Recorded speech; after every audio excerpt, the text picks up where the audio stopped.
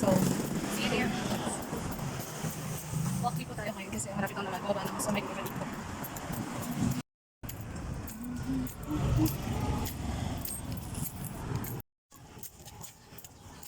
Nandito na tayo sa village nila Eva. Ay, kapag maglakad. Maglakad lang ako. Once lang ako nakarating dito pero maglakad. Sa kanya.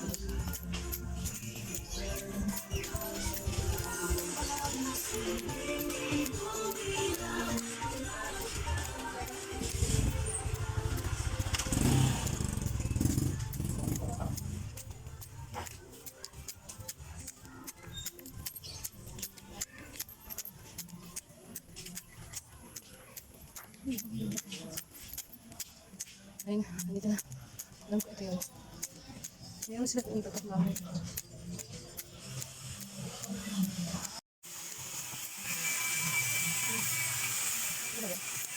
Ala?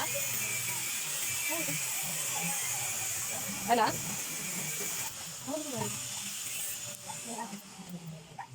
Ano mo yun? Ano ba siya ko yun? Ano, Mingy? Ay, ito. Hello. Hi! Good morning! Ano mo blinag kita? Ha? Mga bags from Ella. Magaganda po sila.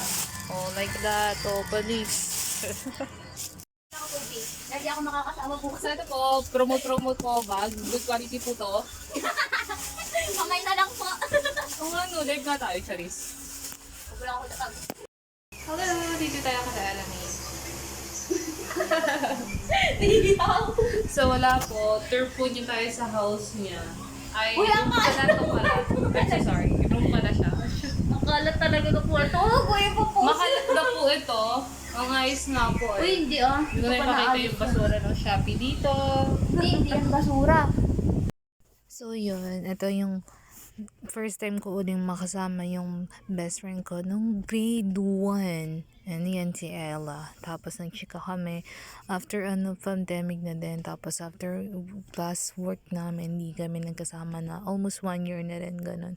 Simula nung last na nagkita kami. Tapos yun, chika-chika na kami this time. Tapos ang dami yan nakwento. Namuti na nga siya. Pero yun, ang dami ng chika. Tapos ito na yung nakuha ko sa kanya, which is maganda. Pinapromote ko na rin. So, meron siyang page. Click nyo na lang po. Tapos, search nyo lang din. Tapos, yun. Ang ganda niya, promise. Original siya. Tapos, goods din yung price. Pricey, pero original pa rin yun. Pero at least maganda, satisfying. So, I love this one.